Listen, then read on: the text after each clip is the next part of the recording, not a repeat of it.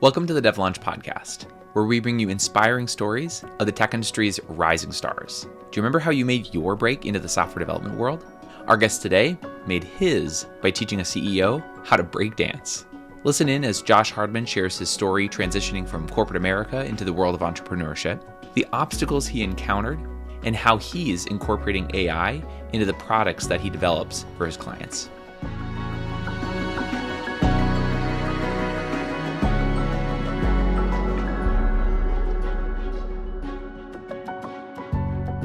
I always start off these episodes with having my guests talk about a little bit of their story. And again, like we've worked together before, so I know your story, but I want our listeners to hear a little bit more about your story. So tell us about it. Like what brought you to this point? Like how did you get into software development and all this kind of stuff? Yeah, I've got kind of a fun story on how I got into software development and into creating Devvco.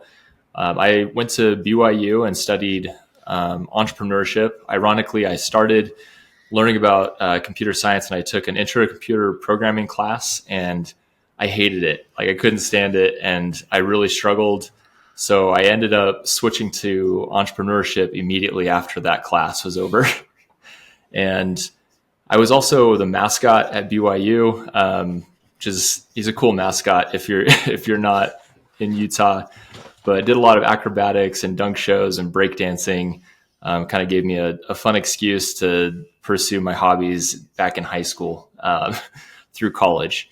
And I got an introduction with the CEO of a tech company in Utah that randomly wanted to learn how to breakdance, of all things. So ended up teaching him, and that led to an internship in software development. And because of the way it was more organic, and I just fell in love with building software and saw what was possible, got obsessed with it. And that led to a 10-year career as a developer.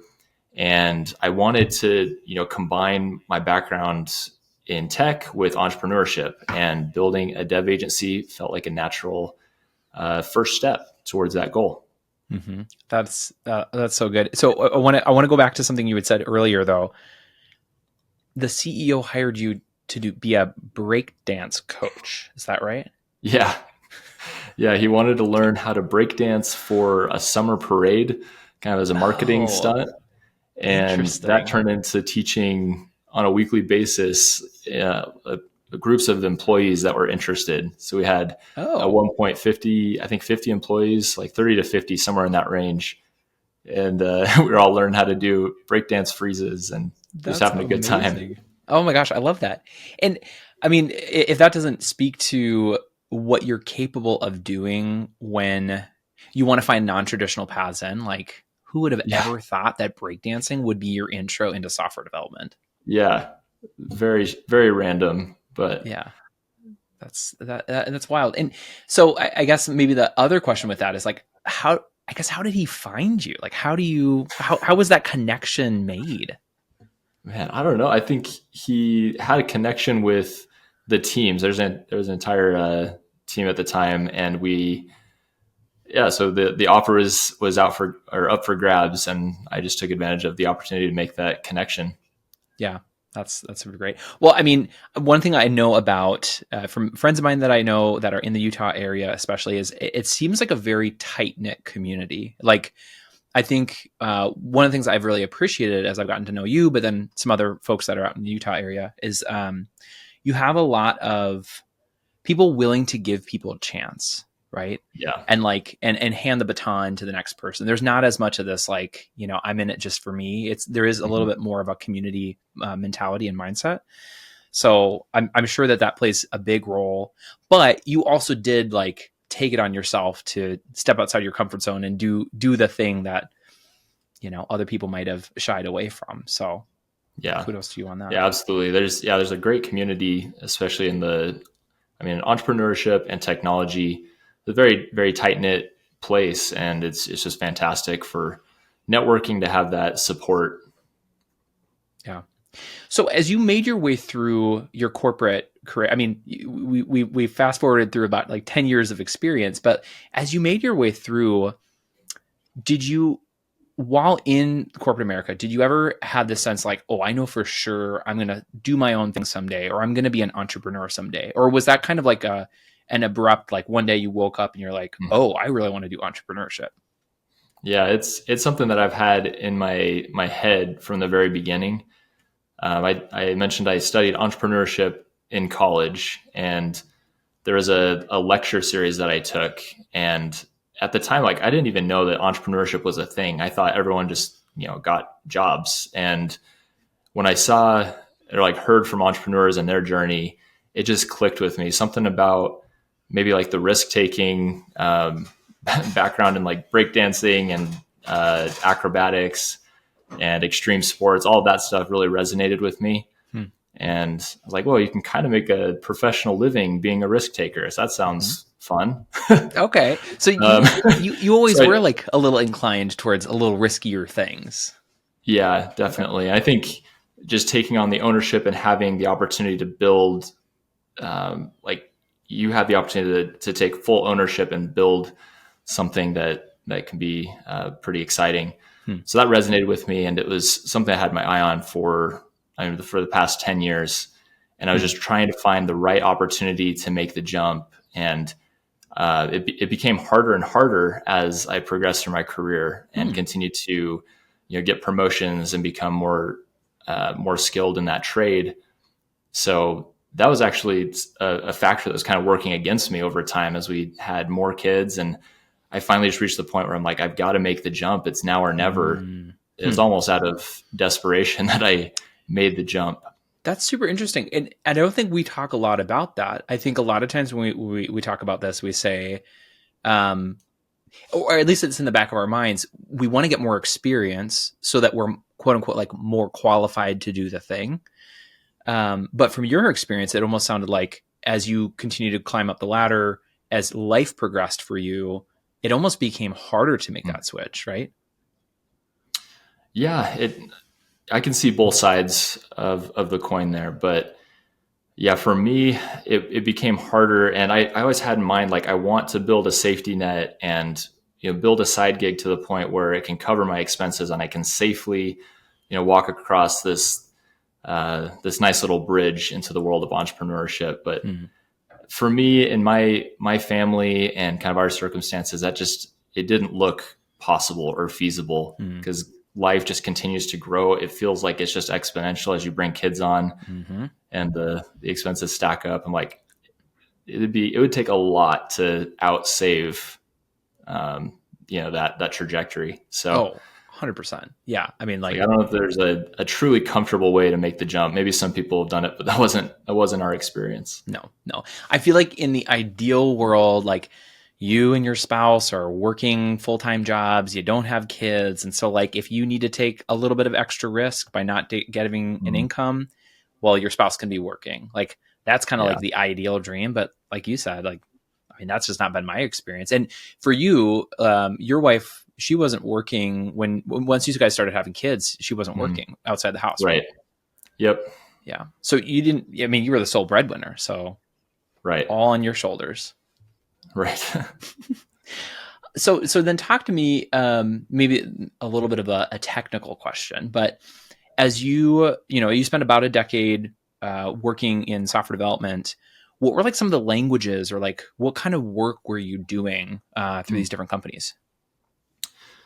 I started my career doing data analysis, so SQL, and working closely with databases and basically creating custom reports for the executive team.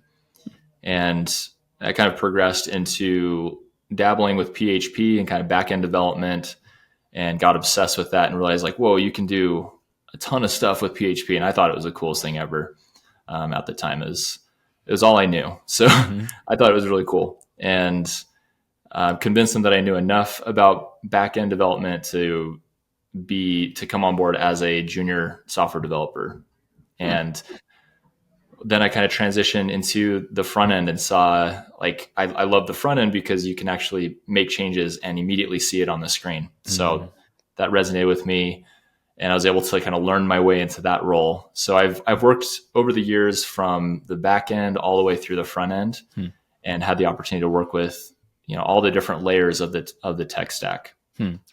And I'm curious your perspective on this, because I've heard it both ways, and so would love to hear your thoughts. Is you started back end, moved to front end. Do you feel like that's the right approach? Do you feel like you could go front end and then learn the back end after the fact, or like what's the right order of operations there? For sure, yeah.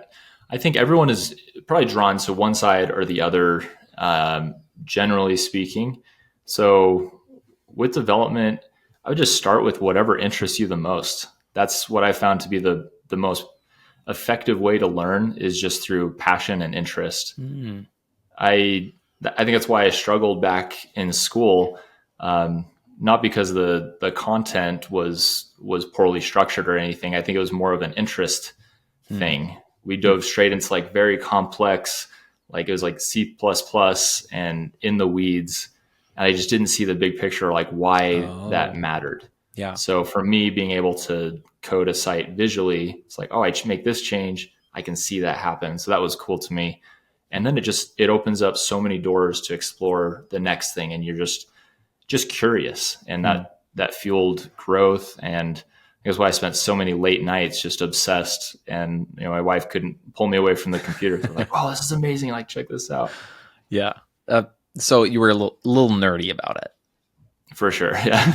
That's awesome. And I mean, you were totally self-taught, right? Like you didn't go through a coding boot camp. You weren't, didn't formally take, classes per se in the languages you were coding in, right? Yeah. That's what's so cool is software development is one of those things, like everything you could ever want to learn is all online and it's all free. There are like paid courses, and all the paid courses do is they structure the content and give you maybe a faster route to learn things, but it's all available. And I think with, ChatGPT, it could be your personal development coach and help you learn. So that's all the resources are there. So if it's something you love, I mean, there's nothing to stop you. Yeah. So I want to go back to something you'd said earlier, and you talked about, essentially setting up like a safety net or getting to a safety net so you can make that switch and that leap into entrepreneurship. Would you mind like sharing a little bit, at least the plans that you made about what those thresholds were for you as a family, and like kind of different litmus tests you were using to determine when the move would be the right time? Yeah. My litmus test was like, I wanted to get to the point where we had enough residual income and to cover our life expenses, the bare minimum, and then go and make the rest through entrepreneurship. That was the goal we had in mind. And I focused a lot on like the residual income. And I was looking at even like rental properties. I was kind of scattered all over the place. It takes a lot of work to like stack enough bricks to get there. And there are multiple approaches to it. I think there's like the residual income approach, like that's kind of like building a product, and then a service-based income, which is more money up front, but very little residual. So I've had, multiple thoughts. I'm sure we'll go more into that, but that was my goal. Well, and you took baby steps, I think, even while you were still working full time. Like you'd started up, it wasn't necessarily a tech company. It was Stay, right? That was one of the companies you worked on. Mind sharing a little bit more about that? Yeah, Stay. So I started working on Stay with business partner Daniel Johnson, and he's continuing to run that company. And we were working together to manage rental properties on sites like Airbnb on behalf of owners. And the idea is, as we take on enough properties, it's consistent monthly income and helps offset our living expenses. So we built that together and brought on a decent sized portfolio of properties. And then I kind of hit a point where I knew that I needed to get back into tech. And initially that was kind of our plan. And we decided to, it's kind of like we were trying to decide which one of us was going to stay with the company and move on. And ultimately he ended up buying me out of the company, which gave me the opportunity to double down on Devvco and continue with this trajectory. So that's been a great journey, and we love supporting each other. Moving forward. Yeah. He's good peeps. I can definitely attest to that. So that's Yeah. good. And I think, even in that experience, it sounds like you took a little bit of a baby step, pursuing that residual income stream so Yeah. that you could have a little bit more of a moat to make that launch then ultimately into entrepreneurship. And it sounds like Right. because of the exit you had with Stay, you felt a little bit more confident to really just go at it with Devvco. Was there anything else, any other catalyzing factor that was like, all right, now's the time we're going to launch Devvco full time? Yeah, I think without going into maybe too much detail, but things were starting to get a little more turbulent at work. I mean, the company I was at went through a large round of investment, and the culture was starting to change where I was at. And a lot of people that I had worked with closely had moved on to other companies. And I was trying to figure out what my next step was going to be. And I think I'd reached a point where I'd climbed, the corporate ladder to a certain degree. And I was looking at, upper leadership, and I just didn't see myself happy in those roles. And if that was like the top of the ladder, it's like, is it really worth continuing to pursue that? And so it's kind of that realization of like, I think it's now or never. And so I went and talked with my wife. I'm like, what do you think? And she said, well, you've brought this up so many times. If you keep going, I'm just going to keep hearing about it. So I think you should just do it. And I was surprised by her answer. And I put in my 2-week notice the next day. I was like, all right, let's do it. That's huge. That's huge. I mean, so yeah, I mean, like to her point, you've been thinking about it. You've been talking about it for such a long time. And the fact that she was supportive of it, like that's huge. Yeah. And you, at the time you had difference. At the time you had three kids, or did you still have only 2? Yeah, we had 3 at that point. Yep. So, I mean, like if your wife's supportive when you have 3 kids and you take that type of risk, like, you just got to go for it. Exactly. But I did love what you said, though. You were taking a view at the big picture of the business that you were in at the time. And your 2 options were, I could continue on this track and I could be in the seats of these people that I see and do honestly kind of the work that you're not really passionate about. Or you could go and really risk a ton, but potentially get so much out of this new business that you're building. And ultimately that was the right time for you. Yep. I think I've had the opportunity to build relationships, friendships with lots of entrepreneurs and learn from their experiences and hear not just like the highlight reel or see the highlight reel, but really hear about the difficulties that they have in the background. And so at least I was aware of how challenging it would be and that it's not going to be a cakewalk. And so I'm glad that I had some of that exposure and I wasn't walking into it like, oh, everything's going to be super easy. And it's the fast path to, success. Yeah. And it's really not. It's really, really challenging, but there's no place that I'd rather be. Yeah. And that's how you're in the right spot, is when, even if it's tough, there's something about it that still feels so right about being there. Yeah. And I think one thing that I'm really curious for you to share with our listeners is, I hear a lot of software developers, people who have a lot of experience, their aspiration is, I'm going to go start a SaaS company, right? Like that's typically kind of like the holy grail. It feels like the holy grail of and the culmination of my software development skills and abilities. Yeah. Why, when you were making that transition out of corporate America into doing your own thing, why did you opt for the agency model, the service-based model, versus just going straight for the SaaS business? I tried creating a SaaS business before Stay. And I had some painful lessons learned along the way there that I think ultimately led to the decision to double down on creating Devvco. But I partnered with an awesome developer friend of mine, Jordan Basic, and he actually owned a software development agency as well. So he might be a great point of contact for you. But we decided to build some software together to help manage the scope process between freelancers and clients, and had this really big vision in our heads and spent a lot of time building it. And ultimately, when it came to launching, we really struggled because we have a development background and not a sales and marketing background. Ooh, yep. And you could have the best product in the world, but if you don't have, solid go to market strategy and, sales talent, it's going to be a struggle to get any traction. We're also trying to sell to developers that are kind of notoriously hard to sell to. I mean, literally just yesterday, I posted an excerpt from my interview with Matt Watson, and he said the same thing. I think he said something to the effect of, I think software developers, they're sitting in a basement with aluminum foil hats on or something like that. So I saw that. Yep. Yeah. And you're like, yep, been there. That's what I took off my hat. And no, wait, what are you talking about? No, but it's so true. Because then it's like you build the thing, you show it to these developers, and they're like, oh, I can just build that, or I could build it better than you can, and like in the weekend or whatever. Exactly. So it sounds like you learned a lot. You cut your teeth on it. You tried for it, and it just didn't work out. And your big takeaway was the sales and marketing piece is brutal.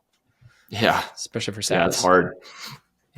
Yeah, and it's still hard and challenging.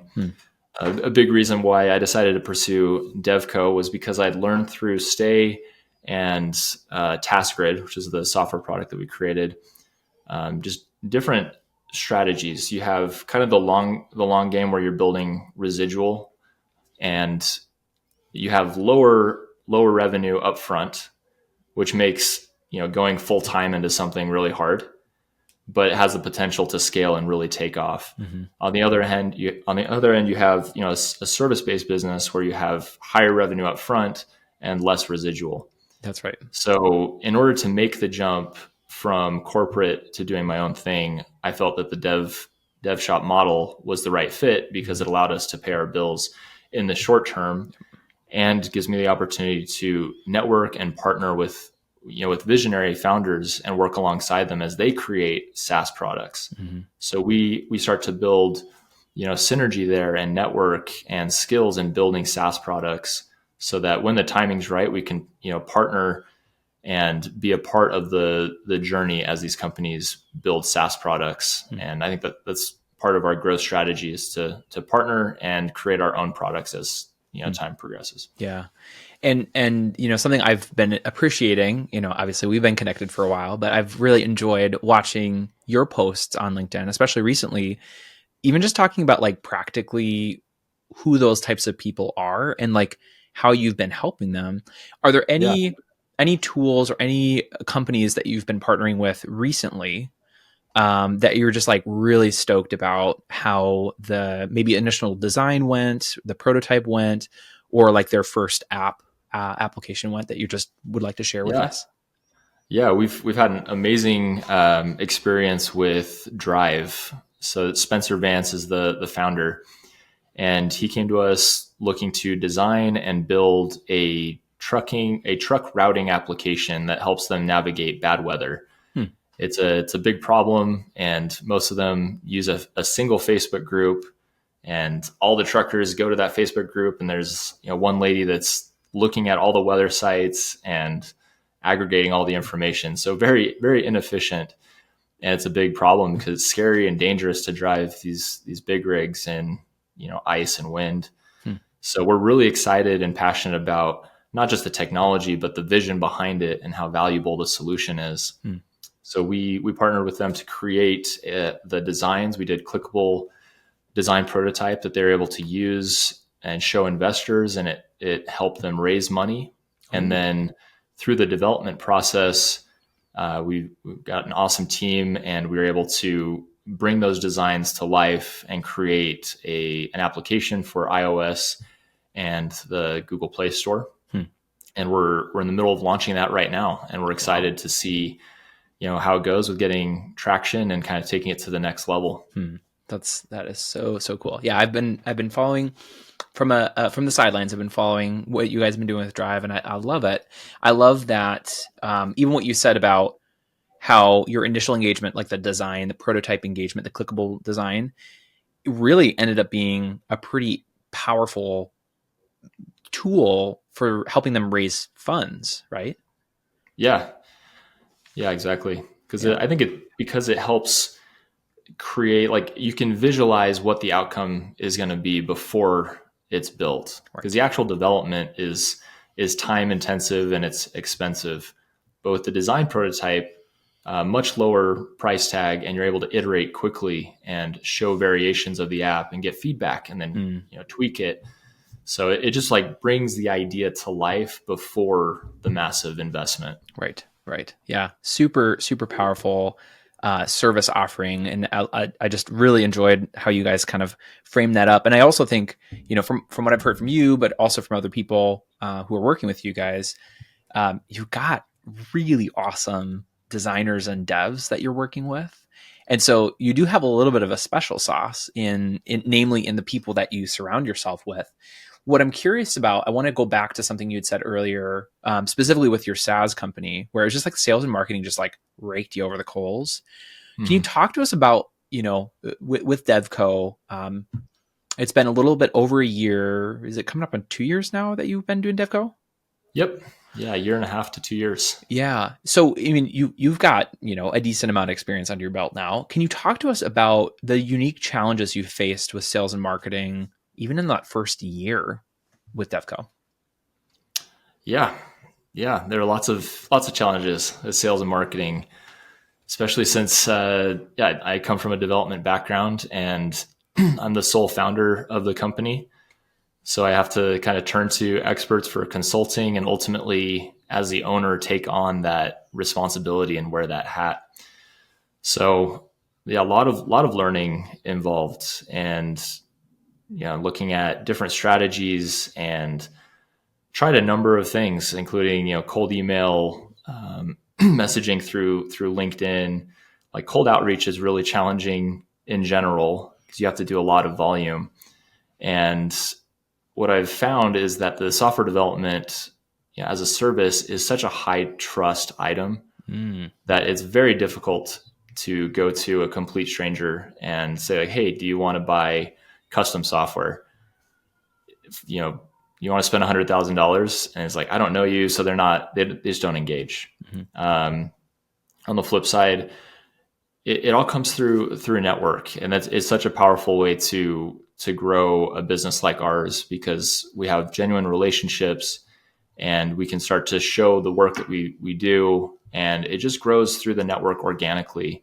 And I think that's what we've definitely had the most success with. Through the networks. And for you specifically, would you say that you guys have focused very geographically, or are you pretty much like all over the US? Like, how do you think about your network? Yeah, we have, I'd say 80 to 90% of our business has been in Utah, through Silicon Slopes here in Utah.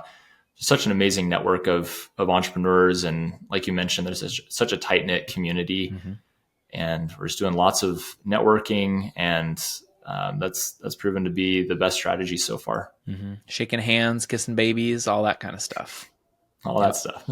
That's really great. And I think that can be oftentimes overlooked in the software space, is just like the face-to-face interactions, the local, you work in an environment where practically you would never have to see the person face-to-face, like in person, which all the more reason why it can go really far to have that local connection, geographic local connection. So I guess especially right now with AI and how you can generate text, the internet's already a pretty noisy place, and you throw AI into the mix, and it makes it even harder to have a genuine connection online with someone, because it's hard to tell what's real and what's not. Yeah, so totally. I think getting face to face with other people makes all the difference. It makes you more memorable, and I think it's just how we're wired as humans. Like, we want to work with people we like and people that we trust. No like trust. So, you mentioned a couple different strategies, things that you'd been trying out in your business. Did you find that there were any like resources, whether they be free or paid, things that were really pivotal in helping to shape and form, the different strategies that you employed in Devvco? I think your resources, paid or unpaid. Working with you, Tony, has been a very valuable resource for us. There's so many different skill sets that you need to grow a business, and finance was definitely not one of my strong suits. Those are the hardest classes in the business school for me. Some people, it just clicks, and glad those people exist, like you, Tony. But that was really valuable because cash flow forecasting is a challenge for, especially for our company where our revenue is just so lumpy. So understanding the difference between cash in the bank versus how much we actually have to spend is critical. And that makes all the difference in the world. So that was a great resource. On the sales and marketing side, I've had the opportunity to rub shoulders with a lot of just experienced people in my network. I think of like paid resources. I don't know. I've learned a lot through YouTube. YouTube's been a great resource for me. Or are there any like channels, like people that you point to? Me personally, it's a weird one, but like I love the dude, Chris Do. So awesome. You've heard of Chris Do, right? Yeah. He's legit. Yeah, I think I've learned a lot from Alex Hermosi. I love following his content and read his book, $100 Million Leads. And it's pretty surface level, like basics 101 marketing. But for me, it's helpful just because I'm kind of a newbie to it all. So that's been a good resource. I love it. I love it. I love it. Okay. Well, we started the show off. You talked a little bit about, I've already lost the name of it. What's the name of the tool now? It used to be Loom Boom. Personify. Personify. That's right. So we started talking about this. And I know that you had mentioned a little bit about just like some of the broader trends that are happening in the industry, and that the fact that companies like Loom are themselves coming up with their own AI options for these tools. What's the future for Personify? What's the future for that proprietary tech that you guys are developing? Yes, I mean, for Personify, should we provide a little background on Personify? Would that be helpful? Yes, let's do it. Okay. Yeah, I mean, part of the outbound efforts, I was just recording Loom videos for each prospect and sending that out. And it was very time consuming and just wasn't scalable. So at max, I was getting 20 videos out a day and just realized like, I got to get out like at least 100 for this strategy to work. And so I hired a virtual assistant to help me, and I would record personalized intros that were 5 to 10 seconds long. And then she would stitch all of them together and upload them to Loom. It had like the general pitch, and that definitely helped. And my developer brain was just going crazy. It's like anytime there's a manual human process involved, it's like it just screams at me like this needs to be automated through software.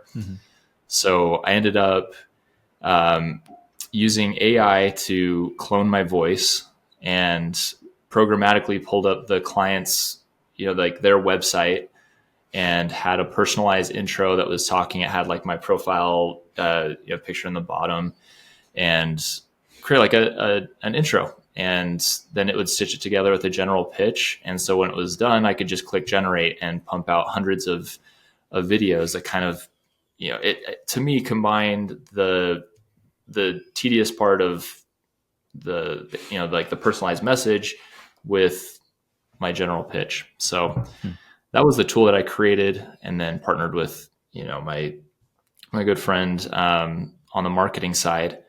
So that was the tool that we created, was to enable others to use that and also generate personalized videos. Yeah.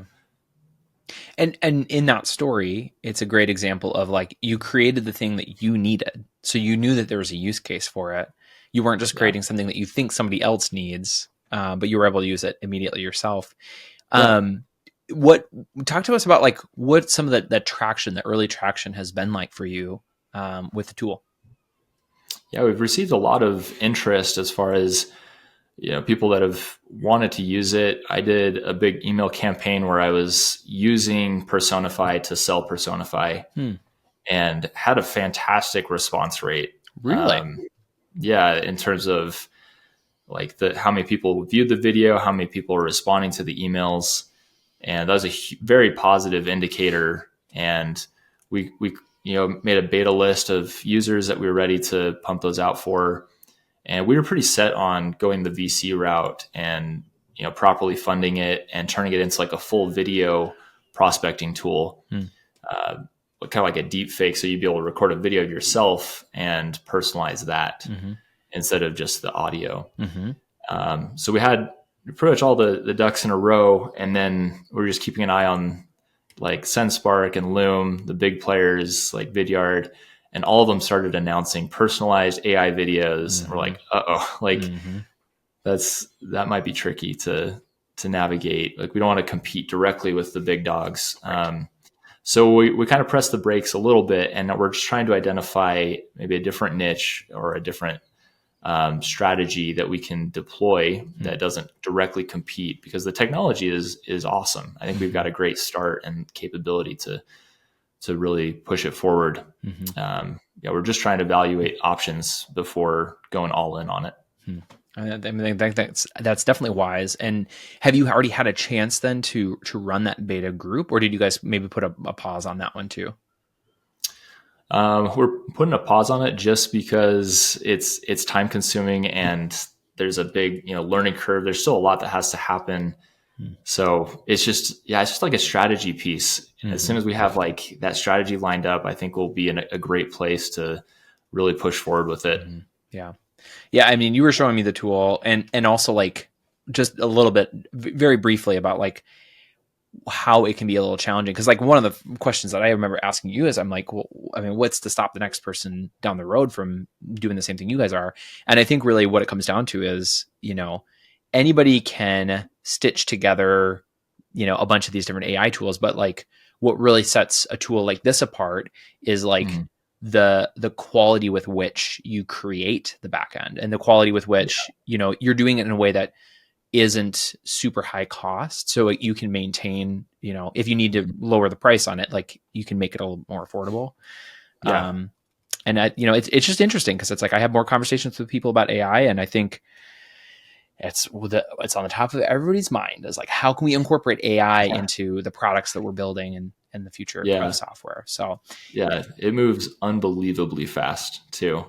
It's so hard to like, even it's a full-time job trying to keep up with what is coming out.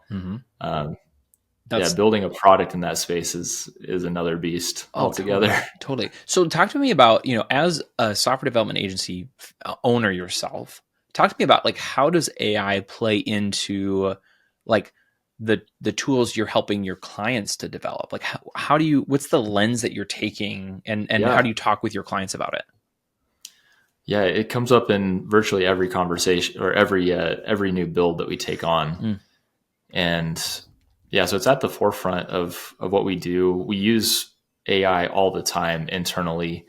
So even when we're scoping out a project, I mean, I'll take transcripts from our conversation, throw it into AI and use it to come up with new innovative ideas and, to create, tasks and strategies is very powerful. And so, I mean, just for sake of example, with Drive, we've got all sorts of ideas on how we can use AI to help prompt the ideal route, to provide clear summaries of all these different weather conditions, and even doing like a voice interface that'll let truckers talk to the phone and get like a human-like conversation back. And because it's important for them to be hands-free as they're driving the trucks around. They can't be, messing around with it. It's actually, they're pretty big penalties involved. So having like just a hands-free experience is pretty critical there. And so this right here is, I think, why I tell everybody, I'm like, software development agencies are the unsung heroes of the tech world, because you think about it, it's like, AI is still relatively new. For these companies that don't have massive R&D budgets, they can't afford to, essentially create or integrate some of the AI. They really are relying on partners like Devvco to help them think through how they can use AI to power a better experience in their product. And great examples like what you guys are doing with Drive. I love it. As you guys go forward now, as a dev shop, are you, I guess, like who are the people you're really trying to target? Like who is that ideal client for Devvco? Yeah, I think the ideal client for us is we love working with visionary founders that are excited to build something big, and I think we're really well positioned because I mean maybe just from my experience in entrepreneurship and tech, that's where my passion really lies in creating technology that's going to change the world, and we're excited to build partnerships and be a part of that ride. I think a secondary or I guess additional customer persona for us is businesses that aren't necessarily tech focused and want to build innovative services or tools internally. It doesn't necessarily mean like replacing an entire software product. It can be for increasing efficiency, but I think we can provide a lot in between those software products in terms of integrations and custom tools. There's just so much that can be done to improve efficiency and remove redundancy within the company. And our team is really well positioned to help out with that since, we've all been in corporate America. We understand kind of behind the scenes how slow things can be and how much money can be saved just because of the scale and breadth of the company itself. Well, and just because I know you, I know what you guys do with Devvco. Like I also know that you guys do an excellent job utilizing like low code and no code tools to fit kind of that nice sweet spot where it's like, I don't have a massive budget, but I would still like help automating some of these manual processes. Is that still kind of a focal point or a focus for Devvco? Yeah, absolutely. Yeah, I think there's no need to reinvent the wheel if you don't have to, right? So we have the ability to do full custom, which I think is very powerful. But we're aware of all these low code tools, and if there's something that's a good fit that's going to fit the budget, then that's our go-to recommendation. I love it. Any no code, low code tools in particular that you're quite partial to yourself? Man, Airtables is great. You got Softer. We've been using Flutterflow. There's so many and more that come out every day. So it really just depends on the use case. For this stucco company. We're using TrackVia, which isn't super well known, but it is so good for business workflows and managing their workers and their inventory, and it can just be completely tailored to their experience. So I love it. Got all sorts of good tools. Well, and that's why you work with a custom software dev agency like Devvco, because you can explore those things, whether it's a massive build because you're looking for outside money, you want to build out a new product, or you just really want help with some more smaller ongoing projects to help automate things and make things less painful. Working with a shop like Devvco really moves the ball on that. So I love asking this question to all my guests, which is asking for words of wisdom. So if you wouldn't mind, put yourself back into your shoes, maybe 3 or 4 years ago. You're still in corporate America. You are still climbing the ladder. Maybe at that point you were starting to consider, maybe it's time for me to move out and do my own thing. If you wouldn't mind giving some advice to those people, those senior devs in corporate America, what advice would you give them? I think, if I could put myself back, I mean, I waited. If I could go back, I would have made the jump sooner rather than later, because it doesn't get easier to make the jump. So if you have ambitions to make the transition to entrepreneurship or to build a SaaS product, there's always going to be more reasons to delay. And you just gotta take the bull by the horns and make progress. Like consistent effort daily, is better than just like one. I don't know. Like I'd say long-term consistency is better than short-term intensity when it comes to building stuff. So just consistent effort daily towards your goal. If you can only put in 2 hours a day, then just do it. Just do everything you can to make it happen. Long-term consistency is better than short-term intensity. What a great Maybe that's going to be the quote. That's going to be the quote for the episode. So I love it. I love it. I mean, and I think you've certainly lived that out well, in just how you did make that transition. You were starting to slowly do it. You tried out a couple of different things, and then ultimately landing in Devvco. And I have nothing but high hopes for you guys at Devvco. I love the work you do. I think great things for you guys are in the future. I'm excited about it. I appreciate you taking some time to share a little bit with our audience. If somebody, as they listen to this, they thought to themselves, oh, I would really like to talk to Josh a little bit more and get more of his perspective on some of these things, where could they go to find you? Where are you at for socials, email, wherever else they can find you? Yeah, the best place to contact me is just through LinkedIn. It should be a connection request or direct message there. It's just LinkedIn, Joshua V. Hardman. And we also have Devvco channel. Since there are only a couple of us, we're a small team, so I'll definitely see anything that comes through there as well. We've got Devvco on Instagram. So those are the best channels for us. Fantastic. Awesome. Well, Josh, thank you again. I really appreciate it. Yeah, likewise. Thanks so much for having me on, Tony. And thank you to our listeners. If you found value out of our podcast today, please share it with your friends and subscribe for future episodes. Also, don't forget to leave us a review because it helps other people find us and hear inspiring stories like the one we heard today. If you are the founder of a software development agency, or you know somebody who is, and you'd like to share something exciting that you're up to with our audience, drop me a line at tony@equip.com. That's ACCQUIP.com.